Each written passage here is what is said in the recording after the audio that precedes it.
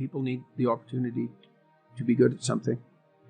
So then you might ask yourself, well, what's the best antidote to the discomfort of life?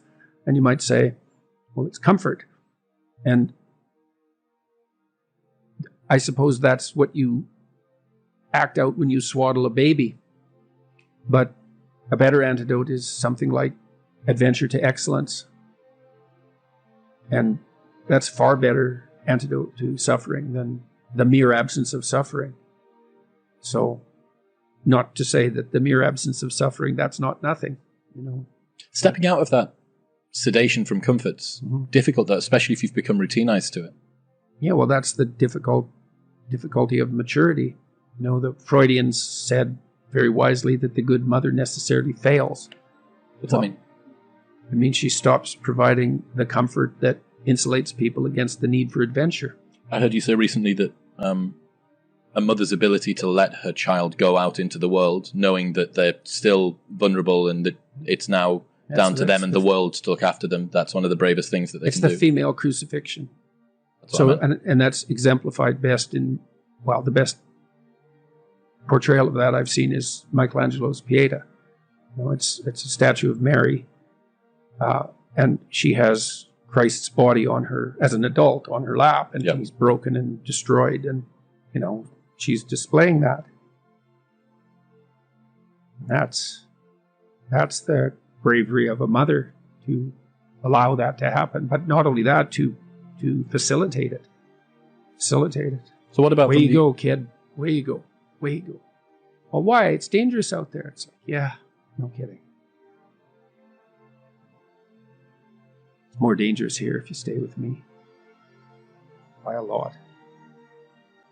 So you might lose your body out there in the world, but if you stay here, you lose your soul. It's like, what do you need? How about some friends? That people kind of like that. How about an intimate relationship with someone that you can trust, that maybe has a future? That'd be good. How about a career that puts you in a dominance hierarchy somewhere, so at least you've got some possibility of rising, some possibility of stabilizing yourself, and a schedule and a routine, because no one can live without a routine. You just forget that. If you guys don't have a routine, I would recommend, like, you get one going, because you cannot be mentally healthy without a routine. You need to pick a time to get up. Whatever time you want, but pick one and stick to it, because otherwise you dysregulate your circadian rhythms and they regulate your mood. And eat something in the morning. I've had lots of clients who've had anxiety disorders. I had one client who was literally starving. Very smart girl. There was very little that she liked. She kind of tried to subsist on like half a cup of rice a day. She came to me and said, I have no energy. I come home, all I want to do is watch the same movie over and over. What, like, is that weird? And I thought, well, it depends on how hard you work. You know, it's a little weird, but whatever. It's familiar. You're looking for comfort. So I did an analysis of her diet. It's like 3/4 of a cup of rice. It's like, you're starving. Eat something. You know, you'll feel better. So she modified her diet, and all her anxiety went away, and she had some energy. It's like, yeah, you gotta eat. So, a schedule, that's a good thing, man. Your brain will thank you for it. It will stabilize your nervous system. With a bit of a plan, that's a good thing. You need a career, you need something productive to do with your time. You need to regulate your use of drugs and alcohol, most particularly alcohol, because that does in a lot of people. You need a family, like the family you have, your parents and all that. It'd be nice if you all got along, you could work on that. That's a good thing to work on. And then, you know, you probably need children at some point. And that's life. That's what life is. And if you're missing, you know, you may have a good reason to not be operating on one of those dimensions. It's not mandatory. But I can tell you that if you're not operating reasonably well on 4, I think I mentioned 6, if you're not operating reasonably well on at least 3 of them, there's no way you're going to be psychologically thriving. And that's more pragmatic in some sense than psychological, right? Human beings have a nature. There's things we need. And if we have them, well, that's good. And if we don't have them, well, then we feel the lack. And so behaviorists, behavioral psychologists concentrate a lot more on that sort of thing. You know, it's practical. It's like strategizing. Make a career plan. Figure out how to negotiate, because that's bloody important. Figure out how to say what you need. Figure out how to tell the truth to people. Figure out how to listen to your partner in particular, because if you listen to them, they will actually tell you what they want, and sometimes you can give it to them and maybe they'll return the favor. And if you practice that for like 15 years, well, then maybe you're constantly giving each other what you want. Well, hooray, that would be good. And then there's two of you under both circumstances, and it's better to have two brains than one, because people think differently because of their temperament mostly. And so the negotiation is where the wisdom arises, and it's part of the transformation, the psychological transformation that's attendant on an intimate relationship, and one of the fundamental purposes of a long-term intimate relationship. There's a classic representation of the feminine in the West, and the classic representation is Mary.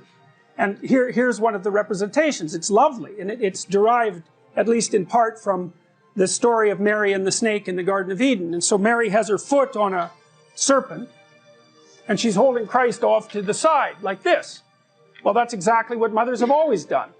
It's a biological portrait of human women, is they hold their infants out of the reach of the terrible serpentine predator.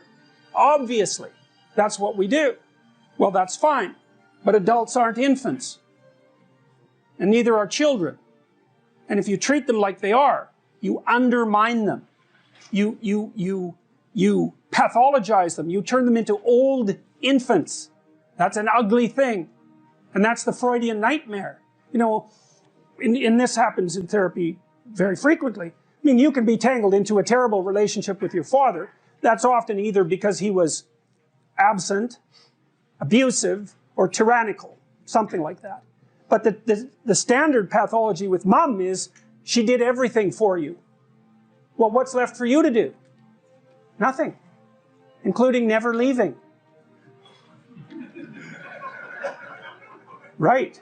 And that's the motivation, you know, for the woman who's nothing but protective mother. There's no role outside of nurturant of infants, of nurturer of infants. Well, you just keep them infants. They'll never leave. They might kill you one night in your sleep, but they'll never leave. It's so comical watching the feminists, postmodernists in particular, rattle on about the absence of gender reality and act out the archetypal devouring mother at exactly the same time. For them, the world is divided into predators and infants. And the predators are evil and need to be stopped, and the infants need to be cared for. Well, that's what the mother does. But adults are not infants.